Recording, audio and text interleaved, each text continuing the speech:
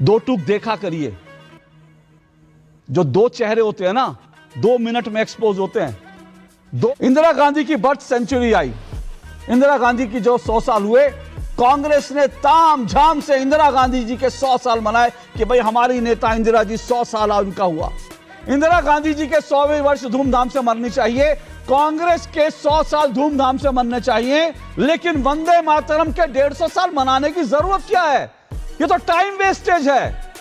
अगर आप इस सोच के लोग हैं तो समझा जा सकता है कि आप किस तरह की मानसिकता रखते हैं। बात ना हो, बेरोजगारी पे बात ना हो, देश को जोड़ने की बात ना हो, एकता अखंडता की बात ना हो। दूसरी बात, गरीबी की बड़ी चर्चा चिंता है। अरे भाई, मल्लिकार्जुन खड़गे जी के जन्मदिन पर गरीब बच्चों को खिला लेते केक जाकर, गरीब बच्चों को 2-2 रोटियां खिला देते। गरीब बच्चों की, गरीबों की इतनी चिंता है, मल्लिकार्जुन खड़गे जी के लिए तो 2-2 बड़े-बड़े 10-10 किलो के केक आएंगे, तब गरीबों की चिंता नहीं होगी।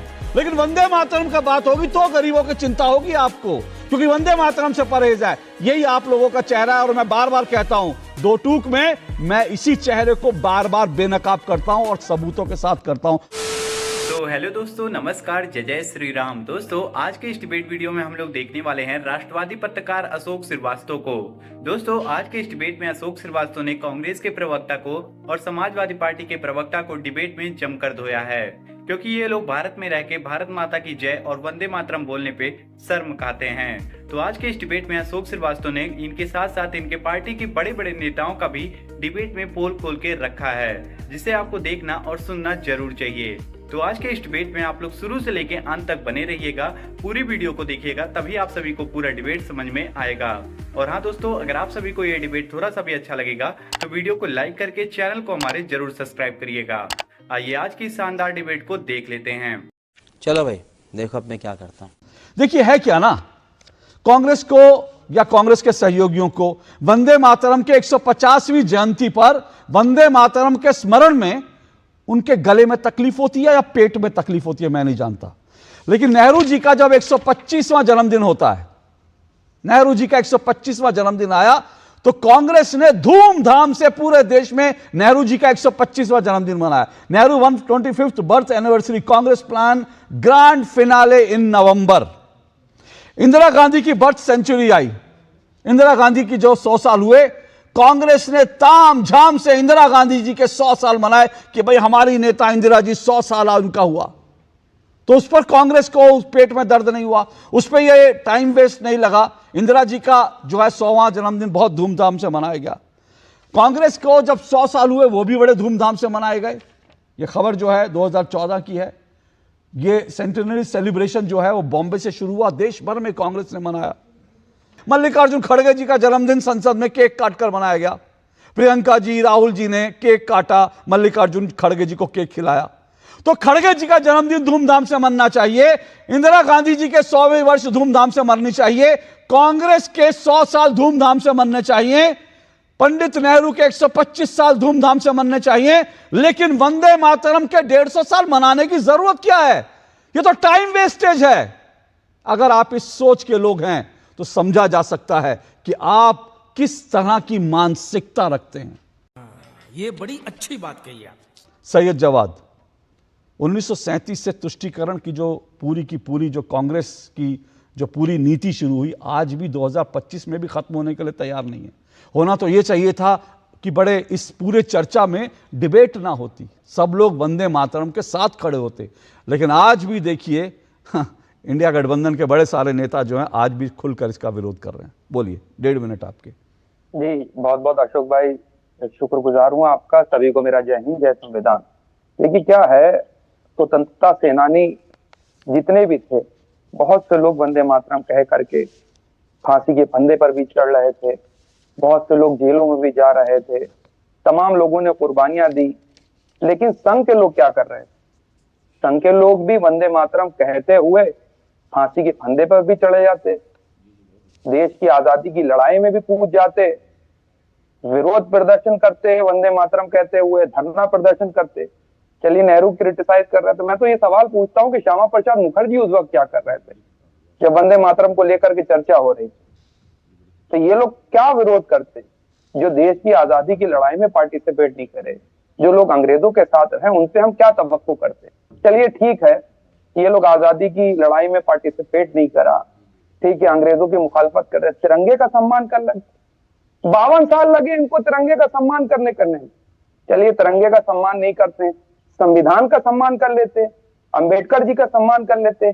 आज जाकर के याद आ रही है, आज ये डिसाइड कर रहे हैं कि वंदे मातरम, ठीक है, वंदे मातरम हमेशा से गाता जाता रहा है, बहुत से लोग गाते रहे, लेकिन भारतीय जनता पार्टी के लोग आज ये डिस्कशन करके अगर ये साबित करना चाहते हैं कि देश में भूखमरी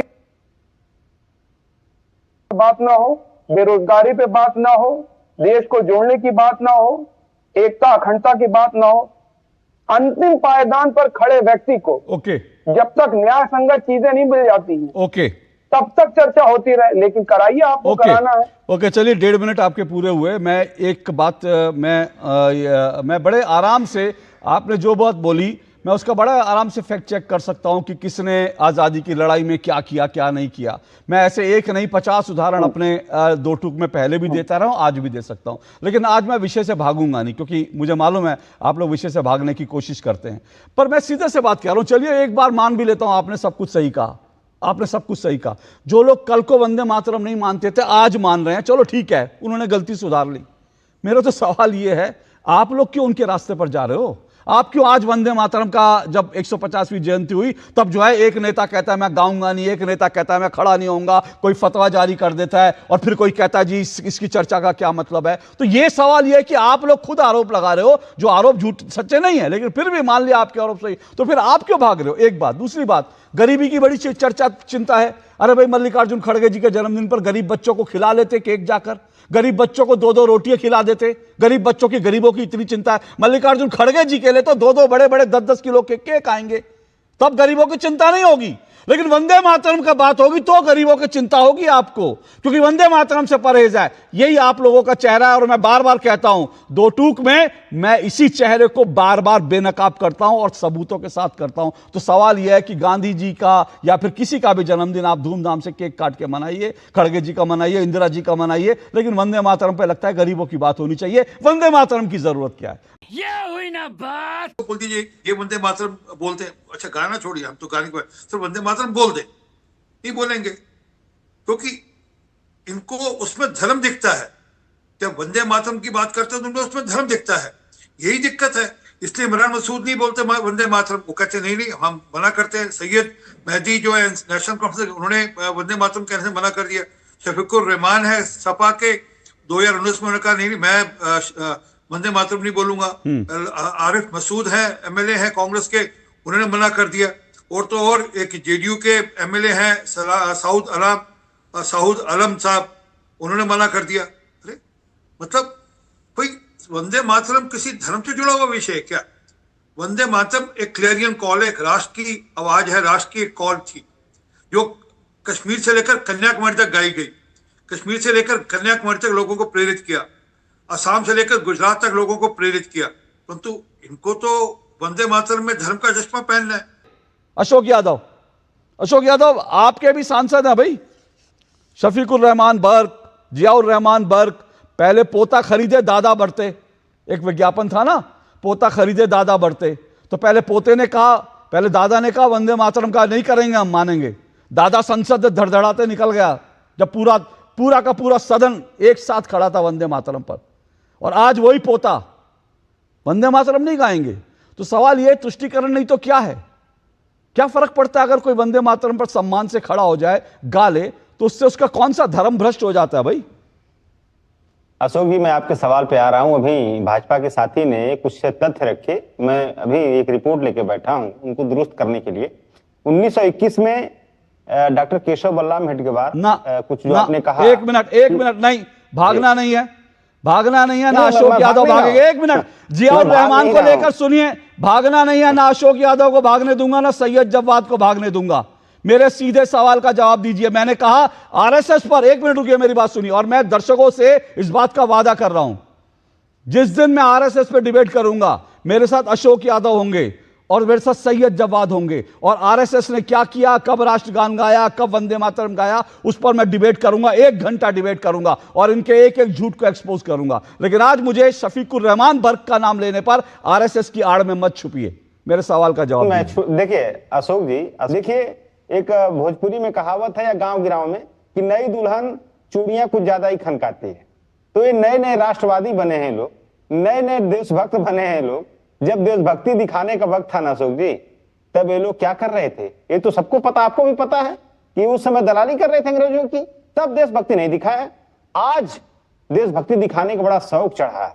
तो उस समय जब मुस्लिम लीग के साथ मिलकर के लास्ट वेट फ्रंटियर प्रोविंस बंगाल और सिंध में 1942 में फिर एक मिनट, ना फिर आप फैक्चुअली गलत कह रहे हैं। कृषक प्रजा पार्टी थी, फिर आप गलत। आज मल्लिकार्जुन खड़गे ने भी संसद में झूठ बोला, आज उन्होंने गलत तथ्य रखे, आप भी वही गलत तथ्य रख रहे हैं। मैं चाहूं तो मेरे पास उसका पूरा हिसाब किताब है। आज दैनिक भास्कर ने उसका पूरा फैक्ट चेक किया है, मेरे पास वो पूरी खबर है। लेकिन मैंने कहा मैं आपके ट्रैप में नहीं आऊंगा। मैं चाहता हूं आप, मैं फिर से कर दिया, चलिए मैं मान गया उन्होंने नहीं गाया, हालांकि गलत है, फिर भी मान गया। मुझे बताइए ना, आज आपकी राष्ट्रभक्ति कहां गई?